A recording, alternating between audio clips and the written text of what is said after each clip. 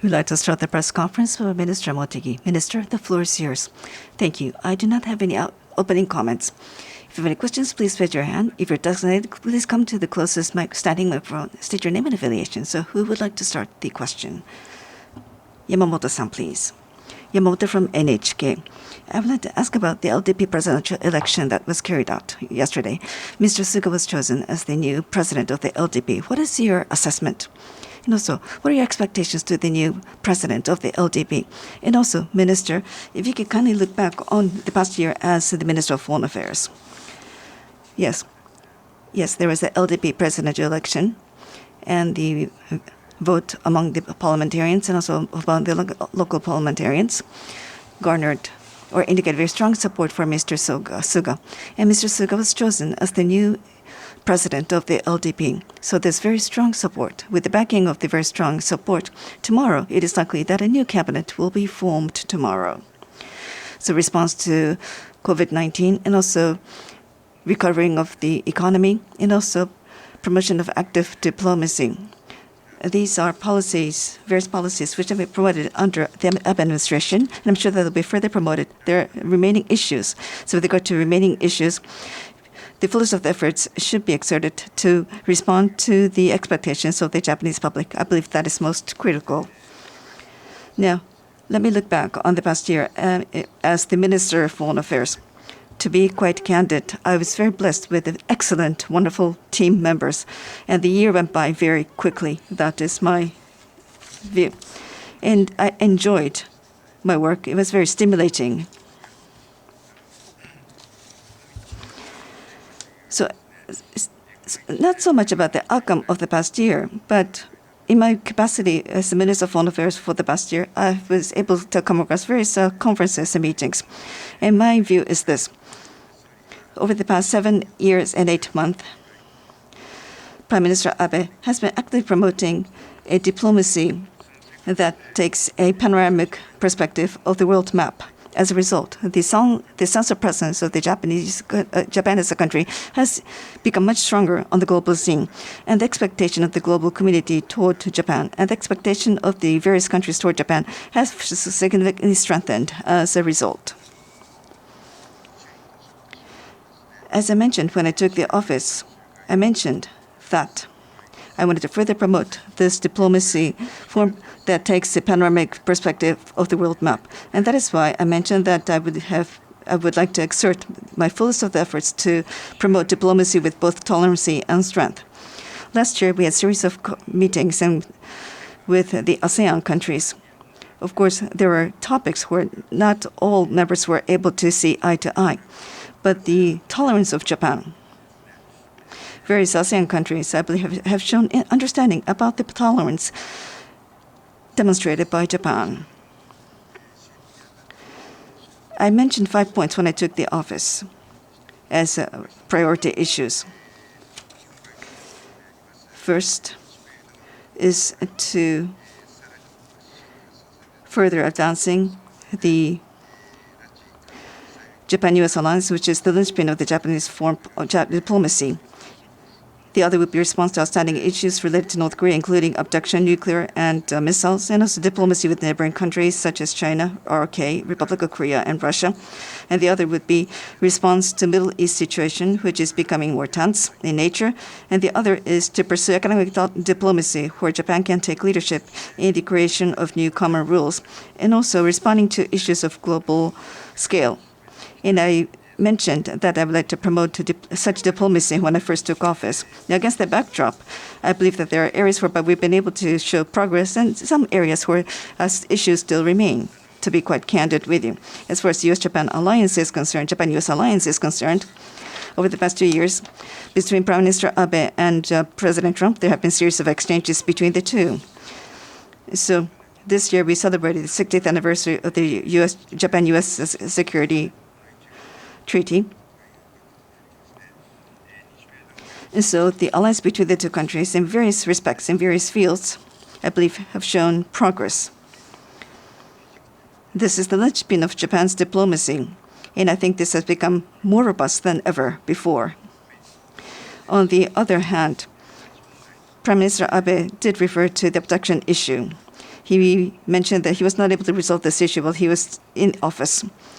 And he has indicated his strong regret that this was not possible. As with regard to peace treaty negotiation between Japan and Russia, this began at the UN General Assembly in September last year, and then went on to Nagoya and in Moscow. Discussions were carried out, taking time. And this year, because of the global expansion of the novel coronavirus infection, we were not able to have direct meeting with Mr. Loveloff to promote this discussion. So that issue is still remaining. So there is areas where we're able to make progress, but there are areas where issues will remain and will have to be studied by the next administration. Also, in terms of various activities starting this year, response to novel coronavirus, this turned out to be the major issue.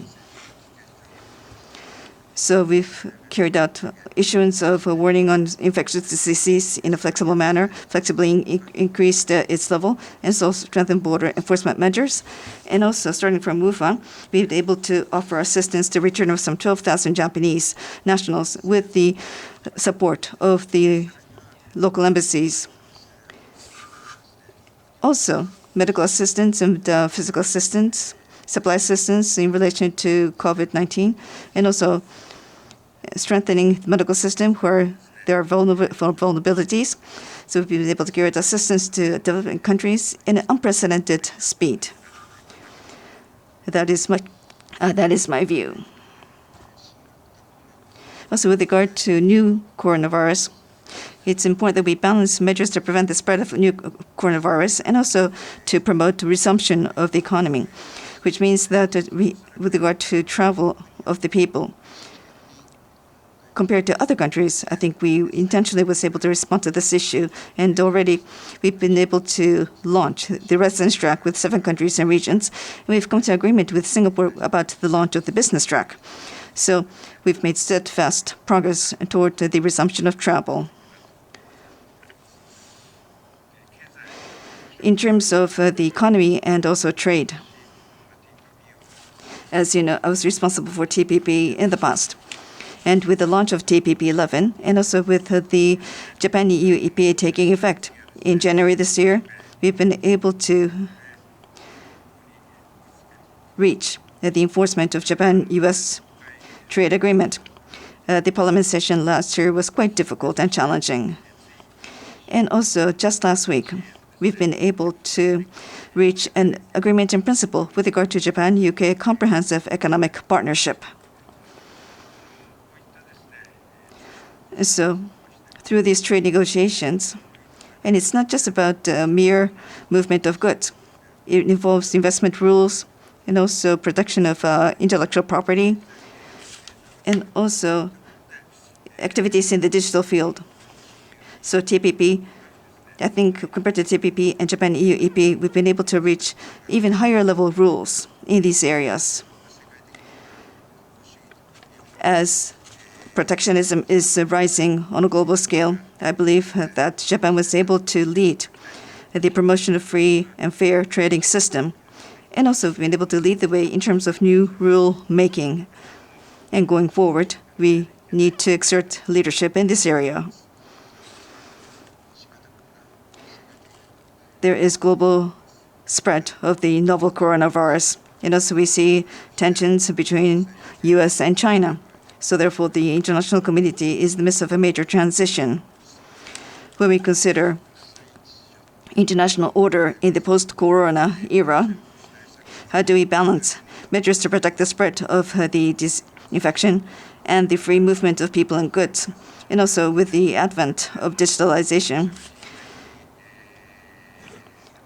As was addressed at the Osaka 20 meeting last year, through Osaka Track and the like, can we create new rules for data and data distribution going forward? And also, how do we make sure that such rules can be established and can take root on a global scene? And also, as I mentioned earlier, how do we maintain open trading system and also inclusive of climate change, various issues that are faced by the global community. There are many such global issues. So therefore, rulemaking in the post-corona era and also creating a system in the post-coronavirus, it is expected that Japan will continue to demonstrate its leadership and will meet the expectation of the international community. Thank you. Next question, please. Azuhari-san, please. Azhari, Panorama News. Minister, you touched upon the trade negotiations, so I have a question related. The procedures for appointing the new WTO Director General is in process, and candidates from few countries are announced, including Mr. Mohammed Al-Tuwajri of the Kingdom of Saudi Arabia. So my question is, what is Japan's position on which candidate would represent Japan's views most? And while Mr. Motegi is known to be well versed in trade and negotiations, how do you think the main mission of the new general manager would be for Japan's interest? Thank you. Now, WHO Secretary General election.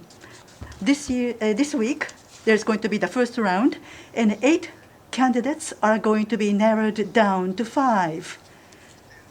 Now, to a specific candidate, we have not decided on a specific candidate to support. WTO is in a state of dysfunction at the appellate body level, and with the novel coronavirus, rulemaking in digital economy is acutely needed.